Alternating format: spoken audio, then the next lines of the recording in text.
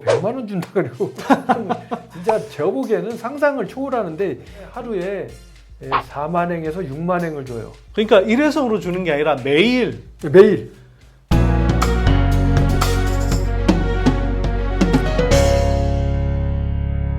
자, 안녕하세요. 선대인 소장입니다. 제 옆에는 일본의 IT 조선통신사 김정순 박사님 다시 나와 계시고요. 일본의 코로나 상황하고 한국의 코로나 상황 좀 비교해보는 시간을 가질 건데요. 사실은 우리가 뭐 일본이 우리보다 못한다 이런 이야기 하면 왠지 막 좀 통쾌하기도 하고 뭐 그런데 우리가 또 배워야 될 건 배워야 됩니다. 또 일본이 또 잘하는 건 우리가 이제 당연히 뭐 배우고 우리가 좀 더 잘할 수 있는 방안을 찾아봐야 되는데요. 제가 생각하기에는 우리가 이번에는 일본으로부터 좀 배워야 될 게 있는 것 같습니다. 오늘 그 이야기 좀 해주시면 좋을 것 같아요. 특히 자영업 대책, 즉 자영업들 굉장히 큰 피해를 보고 있는데 이 자영업들을 지원하는 대책 얼마나 일본이 우리보다 훨씬 파격적으로 하고 있는지 한번 이야기 들어보겠습니다. 예, 한국에 와서 한국 네. 사람들 얘기, 우리 동료들이나 자영업자 이런 분들 이제 말씀 들어보면 상당히 힘들게 살아가시는 것 같아요. 너무 힘들죠 지금. 근데 우리가 대한민국이 세계적으로 자랑하고 있는 K 방역이라는 것의 그 근본적인 핵심은 국민들의 협력과 그다음에 자영업자들의 희생이잖아요. 그렇죠. 이분들이 희생을 하면서도 진짜 정부의 방침을 따라주는 것이고 그럼에도 불구하고 어떻게 해서 일본의 자영업자나 이런 분들에 비해서 우리나라 분들이 훨씬 더 협력을 잘하는데 일본의 자영업자들은 크게 고통을 겪지 않는데 왜 우리나라 분들은 이 훌륭한 K방역을 만들어 놓고 고통을 겪어야 되는가를 생각해 보면 참 속상하더라고요. 그래서 그러니까요. 어느 부분에 차이가 있는가에 대해서 좀 말씀드리려고 해요. 어떤 게 가장 큰 차이인가요? 일단은 이게 코로나 때문에 영업을 하지 마세요라고 하는 것은 정부 방침이잖아요. 그렇죠. 그건 뭐 한국이나 일본이나 비슷할 테고. 그랬을 때 그러면 우리는 자영업자 뭐 식당을 하신다고 하면 식당을 함으로 인해서 수입을 얻는 것인데 그거를 시간을 제한을 하고 술을 팔지 말으라든지 뭐 이렇게 얘기를 해버리면 매출이 당연히 줄을 거 아니에요. 그러면 거기에 대해서 타당한 지원을 해주셔야 된다고 저는 보거든요. 근데 제가 보기에는 뭐 엊그제도 보니까 뭐 100만 원 준다 그러고 진짜 제가 보기에는 상상을 초월하는데 일본하고 비교해 보시면 얼마만큼 상상을 초월하는지 이해가 가실 거예요. 상상을 초월할 정도로 미미하다는 거죠. 안 하는 거나 비슷하죠. 제가 만일 한국의 자영업자에서 100만 원 준다 그러면 차라리 안 받는다 그러겠어요. 그래서 일본의 상황을 좀 말씀드리고 싶은데 자, 일본이 우리나라보다 재정 상태가 좋냐? 안 그렇잖아요. 다 알고 있는 사실이죠. 대한민국은 요즘에 뉴스 보니까 GDP 대비 정부 부채 비율. 정부 부채 비율이 대한민국은 지금 뭐 50% 정도 됐다고 그래서 뭐 신문이나 방송에서 난리더라고요. 나라가 망할 것처럼. 근데 일본은 지금 거의 2배 이상이지 않습니까? GDP 대비 일본 정부 부채 비율은 제가 마지막으로 기억하는 숫자는 한 230% 정도 됩니다. 그러니까 그 정도 되는 나라가 과연 국민들한테 어떻게 지원을 하는지 물론 국채가 적은 게 좋죠. 근데 국채는 적어지지만 결과적으로 개인 부채는 늘어나니까 문제인데 자, 일본에 대해서 말씀드릴게요. 첫 번째 8시까지만 영업하시고 그 다음에 술은 팔지 마세요라고 도쿄도에서 얘기했어요. 그리고 나서 이 사람들이 뭘 해줬느냐 하면 그 영업 손실 보상금 그래서 그냥 보통 조그만한 식당 같은 경우에 하루에 4만행에서 6만행을 줘요. 아니 그러면 하루에 40만 원에서 60만 원? 그렇죠. 4만에서 6만행인데 이것은 왜 1차 주고 2차 주고 3차 주고 하니까 좀 다르잖아요. 그러니까 일회성으로 주는 게 아니라 매일 40만 원에서 60만 원을 준다고요? 그렇죠. 우리나라도 지금 뭐 2주간 연기했다고 했잖아요 이번에. 그런 것처럼 1차로 2주간 한다 4주간 한다 이때는 뭐 6만행 준다. 그 다음에 좀 쉬었다가 다시 또 하는데 이때는 뭐 5만행 준다. 뭐 이런 식의 그때그때 방침에 따라 재정에 따라 다른데 최소한 4만행에서 6만행 8만행까지 준 거예요. 일당 보상을. 한 사람당 아니면 한 업소당? 가게. 한 업소당? 근데 생각해 보세요. 아까 4만행에서 8만행이라 그랬는데 6만행을 평균 잡고 6만행 곱하기 30일이면 3618이에요. 180만행. 그러면 1800만 원입니다. 뭐래? 1800만 원이면 그 가게가 월세를 내고 180만행이면요. 그 정도 가게 되면 뭐 한 월세가 한 50에서 80만행 정도 되겠죠. 그러면 이제 월세가 한 800만 1800에서 월세가 800 정도 나가고 네. 그다음에 인건비라든지 뭐 재료비 뭐 이렇게 네. 되겠죠. 네. 어쨌든 1,800을 주는 거예요. 네. 그러니까 이 양반들은 문을 닫을 가치가 있는 거죠. 네. 최소한 뭐 그것 때문에 적자가 나거나 빚을 얻었어야 될 일은 없겠네요. 유지는 텔레비에 나와서 네. 저 피해봤습니다라고 하는 사람 딱 한 가지의 업종만 봤어요. 어떤 업종인데? 네, 주류도매상. 아, 술은 못 마시니까. 네, 주류도매상은 술을 못 파니까 네, 네. 그거는 이제 그 그럴 수 가게가 있겠네요. 아니잖아. 네, 자영업도 네. 아니고 회사잖아. 네. 그러니까 그런 회사는 다른 방면으로 지원해줬겠지만 어쨌든 그다음에 또 하나가 네. 오히려 일본의 자영업자들은 코로나 위기 때 돈을 벌었다고 해요. 그럴 수도 뭔 있겠네요. 네. 아까 얘기한 정부 보상금 갖고 돈을 벌었을 것 같지는 않고요. 그게 아니라 근데 우리나라에 지금 배달의 민족 같은 거 있잖아요. 네, 네. 이게 저기 뭐 비대면 시대다 보니까 전부 전화로 주문하잖아요. 근데 일본에는 예, 우리나라의 배달의 민족이라고 하면 일본은 그 우버이츠라는 게 우버가 네네. 상당히 뭐 메인인데 한국은 뭐 쿠팡이츠, 뭐 배민 라이더, 뭐. 그쵸. 네. 근데 그게 이제 일본의 우버가 제일 세요. 근데 그 손님을 안 받고 문을 닫잖아요. 네. 닫고 우버로 받아갖고 배달을 하는 거예요. 아, 가게 문은 닫았다고 하지만 그렇죠. 배달을 하는 거지. 배달로는 계속 음식을 이렇게 그 일석이조라는 거지. 그러면 이 지원금도 받고 예. 사실은 영업은 어쨌거나 그쵸. 배달 통해서 영업은 웬만큼 하고. 요즘에 일본에서 KFC가 상당히 유명해요. KFC 네, 네, 치킨집. 네, 네. 근데 여러분들이 아시는 KFC가 아니고 어. 켄터키 프라이드 치킨이 아니라 일본에서 핫한 아이템이 코리아 프라이드 치킨이에요. 진짜요? 예, 일본에는 아, 네. 일본에는 그 켄터키 이렇게 치킨이 네. 우리나라 같이 양념 치킨이 있다든지 이런 게 없고요. 네. 그 켄터키 프라이드 치킨 하나만 있었어. 음. 그 맛만 먹다가 네. 요즘에 그 한국에 네. 이 프라이드 치킨 업체가 일본 진출을 했어요. 뭐 네, 국내 네. 치킨도 했고 네. 뭐 교동 치킨 뭐 다 했어. 음. 그래갖고 그게 일본 사람들의 입맛을 사로잡은 거예요. 양념 치킨 이런 게 어. 간장 치킨, 양념 치킨. 근데 사실 한국 치킨만큼 맛 다양한 거 전 본 적이 없는 것 같아요. 그래서 좀 뿌듯하지 않습니까?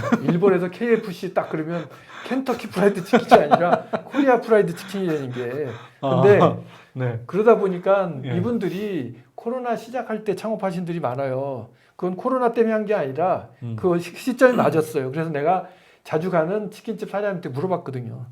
아주 코로나 때문에 개업하셔서 힘드셨겠어요. 그랬더니 막 웃으면서 예. 저희는 두 벌로 장사합니다. 그런데 그게 뭐냐면 치킨에 매장이 있잖아요. 매장은 안 받는 거예요, 손님을. 근데 대신 보조금 받고 치킨은 이제 배달이 많이 오니까 뭐 그런다는 얘기가 있는데 그래서 일단 휴업 지원금 네. 이런 것들이 있는데 그다음에 이제 그거는 자영업자잖아요. 말고 회사 예. 중소기업들 중소기업들은 재택근무를 하라고 해요. 네. 근데 재택근무를 하려 그러면 여러 가지 장비가 필요하잖아요. 인터넷도 해야 되고 뭐 단말기도 있어야 되고. 동경도의 지방자치단체에 따라 틀린데 동경도의 경우에는 모든 직원한테 아이패드를 살 수 있도록. 오. 저희 직원이 20명인데 네. 20명이 아이패드를 살 수 있는 돈의 70%를 동경도에서 그냥 아무런 조건 없이 줘요. 그러니까 아이패드가 10만 원짜리였는데 제가 3만 원만 회사에서 3만 원만 부담하면 동경도에서 7만 원을 줘가지고 네. 저는 그러니까 3만 원 냈다는 영수증만 제시하면 그 박스로 와요. 그래갖고 이제 다 줬죠 직원들한테. 그래서 그런 걸로 해서 실질적으로 네. 이제 재택근무 하기 쉽게끔 지원해주는 자금도 있고. 네네. 그다음에 또 하나가 이제 앞으로 저 비대면 시대인데 중소기업들이라고 해서 지금 같은 비즈니스에서는 안 된다. 네. 그러니까 디지털 시대에 맞는 업종으로 전환을 해라. 어. 그래서 전환할 수 있도록 사업 구조를 개선해라. 근데 그 사업 구조 개선하는 예를 들어서 뭐 이런 일을 했었는데 앞으로 이렇게 바꾸겠습니다라고 하면 그걸 바꾸기 위해서 필요한 돈 중에 70% 내지 80%를 정부가 공짜로 주는 거예요. 융자가 아니라. 네네. 그래서 맥시멈이 8억이에요. 8억 원. 8억 원을 무상으로 주는 거예요. 무상으로. 네네. 8억 원씩이나? 네, 8억 원. 근데 저희 회사 같은 경우도 그 네. 신청을 했거든요. 네. 저희 회사 같은 경우에는 5억 원 정도를 받아요. 그냥 융자가 아니라. 그냥 받는다고요? 네, 그래서 저희가 요즘에 하는 것은 그냥 그 돈을 5억 원을 그냥 준다고요? 그렇죠. 제가 제안서를 써요. 네. 제안서를 써서 제가 이 사업 구조를 바꾸는데 8억 원 정도가 듭니다. 그렇게 해서 그게 납득이 가고 그 판단하는 사람들이 그래 이렇게 바꾸면 좋겠다라고 판단이 쓰면 네. 5억 원은 공짜로 주는 거예요.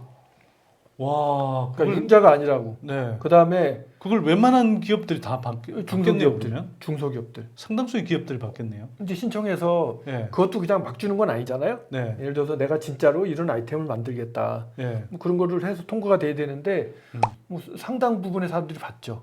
오. 그러니까 정부 돈을 떼어먹을 생각이 아니면 받을 수 있다고 생각하시면 되고. 네네.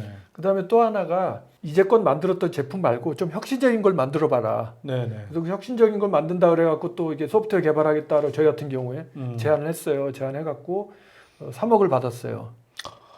와. 네, 그거는 개발비가 5억 정도 드는데. 그러니까 지금 억은 우리 돈 5억을 말씀하시는 우리 돈 거죠? 5억으로. 네. 그러니까 제가 그 개발비가 한 5억 정도 듭니다. 그래갖고 썼는데 거기에 대해서 그러면 우리가 3억 주마 그래서 정부에서 3억. 이런 식으로 받아가지고 일이 없잖아요. 코로나 때문에. 그럼 네. 받아서 새로 우리 같은 경우에 제품 개발하는데 투입을 하고. 네. 네, 그래서 또 다음을 대비하는 뭐 그런 돈도 주고. 그다음에 이제 마지막으로 네. 인건비가 없을 거 아니냐. 네. 코로나 때문에 매출이 확 줄었을 거 아니냐. 네. 그래서 인건비 보전하고 회사 운영 자금하라고 네. 이거는 빌려주는데 5년 내에 상환하는 거예요. 네. 그래서 처음에 2년 동안은 무이자로 주고요. 빌려주고 3년 때부터 분할 상환을 하는데 이자가 1.2% 분할 상환하는데 네. 공짜네요. 그게. 그게 이제 중소기업인 경우에 30억 원까지 꿔줘요. 저희는 중소기업이지만 이게 이제 뭐 저기 피해를 많이 보고 이런 건지 증명을 해야 돼요. 근데 저희 네, 같은 네. 경우에는 크게 지금 피해 본 게 없어서 네. 5억 정도 융자 받아가지고 피해 본 게 없어도 그렇죠. 크게 피해 본 게 없고 뭐 네. 어렵습니다. 그리고 네, 네. 코로나 때문에 내년도 안 보이고 후년도 안 보이잖아요. 네. 그래서 그런 것들을 이제 서류를 작성해서 이게 제공을 하면 네. 그걸 준다고요. 그렇게 해서 그러면 코로나 때문에 그렇다고 하더라도 5년치가 나름 그 캐파가 생기면 안정적으로 네. 사업을 할 수가 있잖아요. 이런 식으로 네. 이제 이건 말고도 또 여러 가지가 있는데 너무 많아서 말씀 못 드리겠어요. 자, 네. 이거에 비교해서 대한민국 정부가 네. 중소기업이나 자영업자한테 뭘 해주셨냐라고 좀 여쭤보고 싶어요. 해준 게 없죠. 네. 거의. 이렇게 훌륭하게 K방역을 만들었는데 그분들한테 겨우 100만 원 주고 그것도 국회에서 막 싸움 해가지고 하는 게 저는 이해가 안 가요. 그런 부분에 대해서 정부를 운영하시는 분들이나 그죠? 공무원분들 네. 특히 뭐 제 방송을 기재부 계신 분이 볼지 모르겠지만 텔레비 볼 때마다 뭐 안 된다고 하시는데 그런 부분들은 일본하고 비교해서도 너무 어렵잖아요. 그러면 네. 우리나라는 어려워지고 일본 기업은 좋아지고 할 거 아니에요. 한국 정부가 그런 거 하자 그러면 뭐 포퓰리스트다 이러고 뭐 대선 주자가 그렇게 나오면은 이거 뭐 세계 유례가 없는 뭐 포퓰리스트 정부고 뭐 정치인이고 이런 식의 이제 비판을 하죠. 아니 맨날 그 일본에 네. 대해서 일본은 네. 이렇게 하는데 우리는 뭐 맨날 네. 이런 얘기 하면서 네. 이런 건 좀 배웠으면 좋겠다니까. 일본만 그런 게 아니고요, 사실은 미국을 비롯해서 뭐 유럽의 각국도 그렇고요. 네. 코로나 충격이 왔을 때는 뭐 가게에도 그렇고 특히 이제 이런 뭐 자영업 같은 경우에 굉장히 많은 지원을 해줬습니다. 그쵸. 그러니까 이게 뭐 미국의 이제 노동자들 같은 경우에는 식당 같은 데서 일하다가 뭐 이렇게 해고가 됐을 경우에는 매월 수백만 원씩 받아요, 그냥. 한국은 정반대로 갔죠. 그런 면에서는 두 가지가 있습니다. 제가 볼 때는 일단 한국 기획재정부도 문제고 또 지금의 문재인 정부가 기획재정부를 통솔하지 못해요. 집권은 하는데 특히 경제 쪽에 관해서는 통치를 못합니다. 집권은 하는데 통치를 못해요. 그러니까 맨날 기획재정부한테 끌려다니죠. 근데 기획재정부는 어떻게 하냐? 아까 뭐 저 GDP 대비 이제 이 정부 부채 비율을 말씀드렸는데 사실 세계에서 지금 OECD 국가들 가운데 가장 낮은 재정 건전성 측면에서 최상위를 기록하고 있습니다. 한국이. 근데 그런데도 이런데 돈을 좀 쓰자고 하면 재정 건전성이 나빠진다. 지금은 괜찮지만 나중에 나빠질 수 있다. 또 특히 고령화가 되고 있기 때문에 나중에 급격하게 뭐 복지 지출 예산이 늘어나고 하면서 재정 건전성이 굉장히 빠르게 나빠질 수 있으니까 지금 돈 쓰지 말자. 이게 기획재정부나 흔히 말하는 이제 보수 언론에서 나오는 논조입니다, 대표적으로. 근데 예를 들어서 우리가 돈을 벌어서 뭐 이런저런 일에 쓰고 남으면 저축을 하잖아요. 그리고 그쵸. 그 돈을 가지고 노후 대비도 하죠. 근데 우리가 이제 예를 들어서 돈을 벌었는데 저축을 하려고 했는데 갑자기 중병이 생겼어요. 그러면 그 중병이 생긴 걸 먼저 고쳐야 되잖아요. 그렇죠. 그러면 거기에 돈 쓰자고 하는 거잖아요. 지금 코로나 때문에 굉장히 큰 국민적으로 굉장히 큰 타격이 왔고 특히 자영업자 계층들이 굉장히 큰 이제 이 경제적 피해를 입고 있기 때문에 여기에 시급하게 이 사람들을 지원해 줘야 되는 건 저는 국가의 책무라고 생각합니다. 근데 그게 아니라 여기 돈 좀 쓰는 것도 야 이거 쓰지 말고 나중에 더 나빠질 수 있으니까 고령화될 수 있으니까 그때 쓰자. 사실은 그렇게 주장하는 언론들은 그때가 돼도 쓰지 말자는 이야기를 똑같이 할 거라고 저는 생각해요. 그렇죠. 그러니까 중병이 걸렸는데 중병이 언젠가는 나으면 그때 노후 대비로 저금을 해야 되는 거 아니냐? 아니 그러니까요. 앓다가 죽으면 끝나는 거잖아요. 그 돈을 왜 벌어 갖고 있냐고죠. 그러니까 제가 이제 이 나라 기획재정부들의 그 조직 이기주의가 굉장히 너무 팽배하고 심각한 케이스인데 저는 이건 기본적으로 우리가 근대 사회가 사회계약 이론에서 이제 출발한 거잖아요. 이 사회계약 위반입니다. 이거는.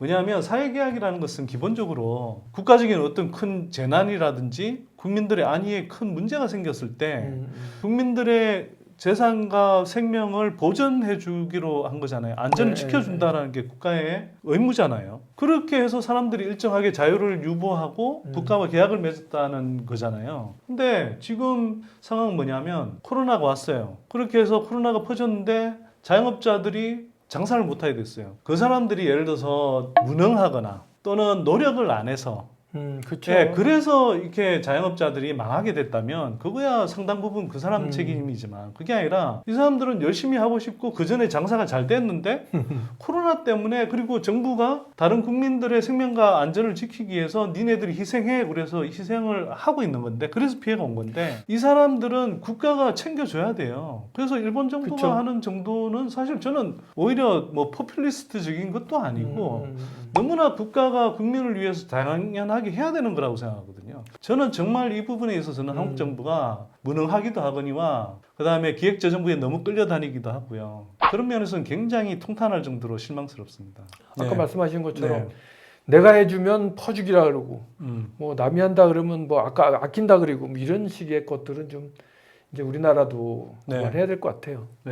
이야기를 듣고 보니 한편으로는 좀 부끄럽기도 하고 씁쓸하기도 하고요. 말끝마다 민생을 떠드는 정부 아니었습니까? 지금까지 어떤 정부가 들었어도. 근데 그런 정부가 이렇게 국민들의 고통에 반응을 안 한다는 것은 정말 저는 진짜 한심하다고 생각하고요. 다음에 뭐 어떤 대선 후보가 될지 모르겠으나 그분은 좀 더 가감하게 자영업자 대책을 펴주시면 좋을 것 같고요. 제가 이 방송 지켜보는 시청자분들한테 정말 말씀드리고 싶은 건요. 한국은 국민들이 받아야 될 최소한의 것도 지금 못 챙기고 있는 나라라고 좀 생각을 하시면 좋을 것 같아요. 그래서 제발 좀 그런 기득권 언론들의 그런 이게 잘못된 정보에 오염된 눈을 좀 씻어내시고요. 정말 우리가 요구할 건 좀 당당하게 요구해야 된다. 특히 대선 주자들한테 그런 걸 좀 강력하게 요구해야 된다. 이걸 좀 강조하면서 이런 면에서는 우리가 일본을 이런 사례를 가지고 우리가 좀 배워야 된다. 그렇죠. 이렇게 좀 말씀드리고 싶습니다. 자, 오늘 에피소드는 여기서 마치도록 하고요. 다음 이 시간에 은 박사님하고 또 다른 주제로 만나보도록 하겠습니다. 감사합니다. 고맙습니다.